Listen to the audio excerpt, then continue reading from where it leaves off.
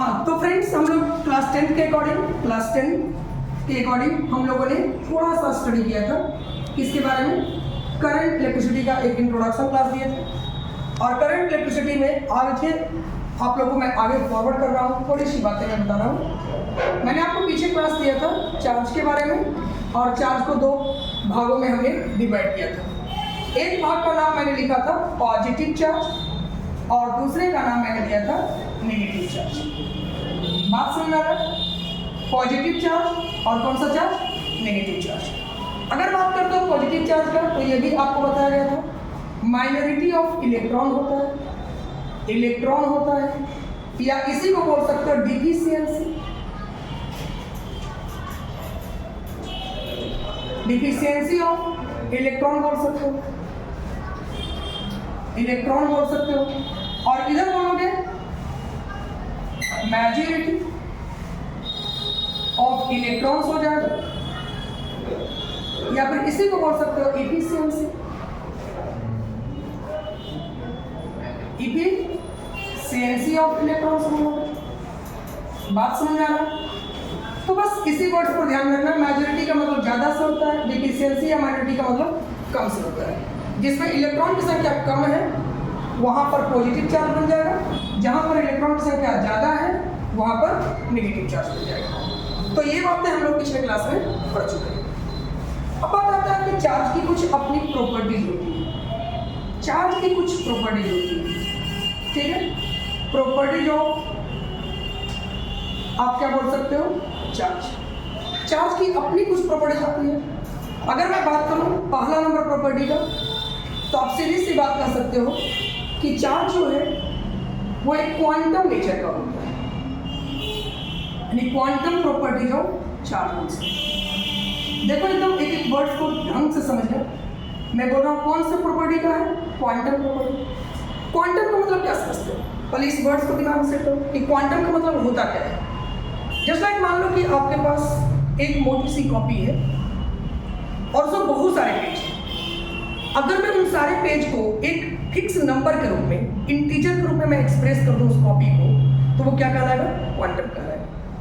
ठीक है। जैसे मान लो कि मेरे पास बहुत सारे पेन हैं और मैं उसे एक नंबर में एक्सप्रेस कर दूं कि मेरे पास 50 पेन है, तो 50 इंटू पेन आप कहोगे 50 इंटू पेन, तो ये क्या हो गया, जो टोटल पेन है उसका एक क्वांटम हो गया, उसका एक क्या हो गया, ये क्वांटम को एक्सप्रेस करता है। तो ठीक उसी प्रकार से किसी भी बॉडी पर कितने चार्ज हैं उन्हें नंबर ऑफ इलेक्ट्रॉन के रूप में या बेसिक चार्ज के रूप में एक्सप्रेस कर देना ही क्या कहलाता है, क्वांटम प्रॉपर्टी कहलाता है। जैसे मान लो कि ये कोई ब्लॉक है मेरा और इसमें बहुत सारे चार्ज है, पॉजिटिव निगेटिव फैले हुए हैं, निगेटिव पॉजिटिव पॉजिटिव निगेटिव, इस प्रकार से पूरा फैला हुआ है। ठीक है, बहुत सारे चार्ज हैं, निगेटिव पॉजिटिव बहुत सारे चार्ज फैले हुए हैं। कोई भी चार्ज को आप एक्सप्रेस कर सकते हो इस रूप में। आप समझने के लिए इसको याद रखो। तो मान लेते हैं कि इसको टोटल चार्ज, अब देखो तो हम लोग पहले लिखेंगे चार्ज कब बनेगा, या तो पॉजिटिव दिखा दो या तो निगेटिव दिखा दो। पहले तो ये समझ लो कि इस पर टोटल चार्ज पॉजिटिव में, पॉजिटिव में कितने चार्ज हैं, तो मैंने कहा टोटल चार्ज क्यू है, और क्यू को किस रूप में लिखना है, नंबर के रूप में। चलो मैंने एन लिख लिया। और किस रूप में लिखना है, इलेक्ट्रॉन के रूप में। इलेक्ट्रॉन की डिफिशियंसी होगा किसको दिखाता है, पॉजिटिव। तो क्यू बराबर क्या लिख सकते हो, प्लस एन ई। क्या लिखोगे, प्लस एन ई लिखोगे। ये वर्ड्स दिमाग में आ गया। प्लस क्या लिखोगे, एन ई लिखोगे। अगर मैं इसी चार्ज को कहूँ कि इस ब्लॉक पर आपका कौन चार्ज है, नेगेटिव चार्ज है, और टोटल नेगेटिव चार्ज की संख्या कितना है, एकदम बारीकी से समझो। मैंने कहा कि टोटल नेगेटिव चार्ज क्यू है, और वह क्यू कितना नेगेटिव है, तो एन नेगेटिव है, यानी एन इलेक्ट्रॉन के बराबर। तो एन इलेक्ट्रॉन के बराबर है, तो एन इंटू ई लिखेंगे, और क्या लिखेंगे इसको, माइनस ई। इन दोनों को एक साथ एक फॉर्मेट में लिखा जाना, क्यू बराबर प्लस माइनस क्या चीज, एन ई, क्या कहलाता है, क्वांटम प्रॉपर्टी ऑफ चार्ज, या क्वांटम प्रॉपर्टी ऑफ चार्ज के नाम से जानते हैं। अब देखो यहाँ पर क्यू जो है, चार्ज का जो यूनिट लिया गया था वो क्या लिया गया, कूलॉम लिया गया। एसआई यूनिट में आप याद रखोगे, एसआई यूनिट इसका क्या हो जाएगा, कूलॉम हो जाएगा। यहाँ पर ई जो है इसको याद रखोगे, E for a charge on electron है। अच्छा, चार्ज ऑन इलेक्ट्रॉन का मतलब बहुत सारे बच्चे कहते हैं कि सर माइनस में 1.602 इंटू 10⁻⁻19 कूलम। मैं बोल रहा हूँ माइनस साइन को नहीं लिख रहा है, क्योंकि हम मैग्नीट्यूड को लिख रहे हैं, और जब भी मैग्नीट्यूड को लिखते हैं तो माइनस साइन की जरूरत नहीं पड़ती है। अभी मोड से बाहर आ जाएगा तो 1.602 इंटू 10⁻⁻19 कूलम करोगे, या फिर इसी को बोल सकते हो 1.6 इंटू 10⁻⁻19 कूलम। तो ये टोटल नंबर ऑफ ये इलेक्ट्रॉन पर का चार्ज होते हैं। एन क्या दिखा रहा है, तो नंबर है, क्या है, नंबर है। अब नंबर 1 हो सकता है, 2 हो सकता है, 3 हो सकता है, 4 हो सकता है, 5 हो सकता है।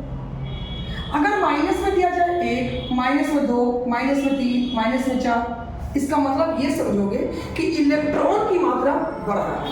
क्या हो रहा है, माइनस मतलब इलेक्ट्रॉन की संख्या क्या हो रहा है, बढ़ रहा है। तो इलेक्ट्रॉन की संख्या बढ़ेगा तो साइन माइनस का आ जाएगा।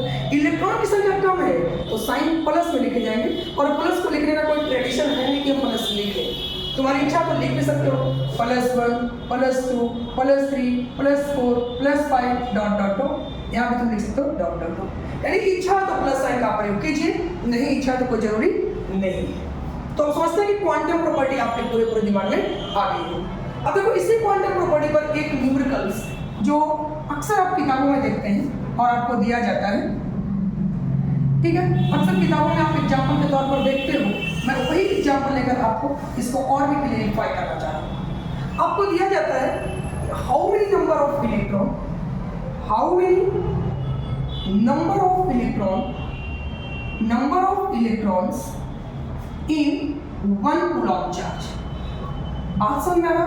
अगर कोई बंदा आपसे पूछता है कि टोटल नंबर ऑफ इलेक्ट्रॉन का वैल्यू बतलाइए जो कितने कूलम चार्ज में, 1 कूलम चार्ज में। अब आप यहाँ पर क्या लिखोगे, सबसे पहले नंबर देखो, जब भी क्वेश्चंस बनाओ, न्यूमेरिकल बनाओ, तो ये ध्यान रखो क्वेश्चंस को पढ़ो। क्वेश्चंस को पढ़ने पर क्या मालूम चल रहा है, आपसे पूछा जा रहा है number of electron, number of क्या पूछा जा रहा है, इलेक्ट्रॉन, और बोला जा रहा है 1 कूलम चार्ज। ये नहीं बोला जा रहा चार्ज पॉजिटिव है या नेगेटिव है, ये बोला नहीं गया। मतलब मैं लिख सकता हूँ Q बराबर कितना तो 1 कूलम, गिवन आपको मिल रहा है कितना कूलम है, 1 कूलम। एन के जगह मुझे मालूम नहीं, एन बराबर मैं क्या लिखूँ 1, और ई के जगह मैंने अभी बताया कितना लिखोगे 1.6 इंटू 10⁻⁻19 कूलम। अब बोलो आपके पास फंक्शन मिल चुका है Q बराबर NE, आपने प्लस और माइनस करो, यहाँ पर दिया नहीं प्लस या माइनस, तो हम लोग फॉर्मूला में भी नहीं प्रयोग करेंगे। Q बराबर हम डायरेक्ट लिखते हैं NE। अब जरा बोलो यहाँ 1 कूलम लिखे, एन के जगह मुझे मालूम नहीं, यहाँ बोलो 1.6 इंटू 10⁻⁻19 कूलम। अब चाहो तो कूलम को कैंसिल कर सकते हो, एन बराबर आप वैल्यू खुद निकाल सकते हो, इतना पर कैलकुलेशन तो आता हो 10⁻⁻19। अब ये -19 नीचे से कहाँ जाएगा, ऊपर, इवेलुएट करो, यानी 1 इंटू 10⁻19 और बाई 1.6 बराबर आपके पास क्या होगी 10। मैं अगर यहाँ से एक 10 को निकाल लूँ बाहर तो क्या लिख सकते हो 10 इंटू 10⁻18 और बाई मैं लिख सकता हूँ 1.6 इक्वल्स टू 10। इस डेसिमल को हटाओ तो एक 10 और ऊपर देख सकते हो, यानी 100 इंटू 10⁻18 बाई 16 बराबर क्या लिख सकते हो 8। अब यहाँ से भाग दोगे तो 6.25 इंटू 10⁻18 इक्वल्स टू क्या मिलेगा 8। अब तुम्हारा दिमाग में आ रहा है सर अभी आप बतला रहे हो कि ये इंटीजर है, यहाँ पर देखने पर लग रहा है सर फ्रैक्शन है, नहीं बेटा फ्रैक्शन नहीं है, 6.25 को जरा समझो, मतलब डेसिमल हटाएंगे तो 2 चीज, यहाँ पावर ऑलरेडी 10 की पावर 18 है। अगर मैं बात करूँ यहाँ से 2 काट दूँ तब भी पावर मेरा क्या मिल जाएगा 625 गुना 10 की पावर 16। अब बोलो ये इंटीजर है या नहीं, डेसिमल नहीं है, क्या है इंटीजर है। यानी एन का वैल्यू, एक चीज और क्लियर हो रहा है कि एन का जो वैल्यू है वह कभी भी क्या चीज में नहीं आएगा, डेसिमल में नहीं आएगा, या आप बोल सकते हो फ्रैक्शन नहीं होगा। ये जब भी होगा तो क्या होगा परफेक्ट नंबर। याद रखना एन जब भी होगा कौन सा नंबर होगा, परफेक्ट नंबर होगा। हम उम्मीद करते हैं पॉइंट्स बारीकी से दिमाग में आ गए। तो क्वांटम प्रॉपर्टी समझ में आ गई, यानी क्वांटम प्रॉपर्टी ऑफ चार्ज आपको काफी बारीकी से दिमाग में क्या कर दिया होगा, सेट कर दिया। ठीक है, कोई दिक्कत, इसको मिटाया जाए, यहां तक कोई दिक्कत तो नहीं है। अब चलिए इसकी दूसरी प्रॉपर्टी जो हमारे न्यूमेरिकल से थोड़ा सा हट कर, न्यूमेरिकल से रिलेटेड कर रहे हैं, अब इसमें कोई भी क्वेश्चन अगर रहेंगे तो आप यहाँ से बना सकते हैं। चलो यहाँ पर मैं एक चीज और पहले आपको क्लियर कर दूं कि क्वांटम प्रॉपर्टी में अगर मैं बात करूं कि इन ट्रांसफर ऑफ इलेक्ट्रॉन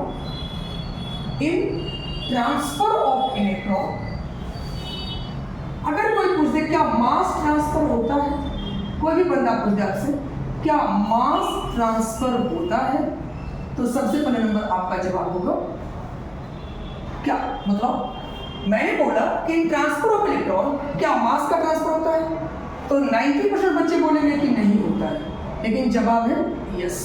जवाब क्या है? यस होगा। Transfer of electron transfer of mass होगा। कैसे?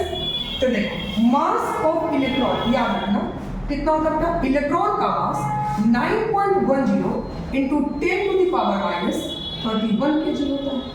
इसी को याद रखना। मैं फिर से बात कर रहा हूँ, mass of electron 9.10 into 10 power minus 31 kg होता है। अब बोलो मैं कहूँ कि 1 कूलम चार्ज में कितने मास का ट्रांसफर होता है, यानी how much mass will transfer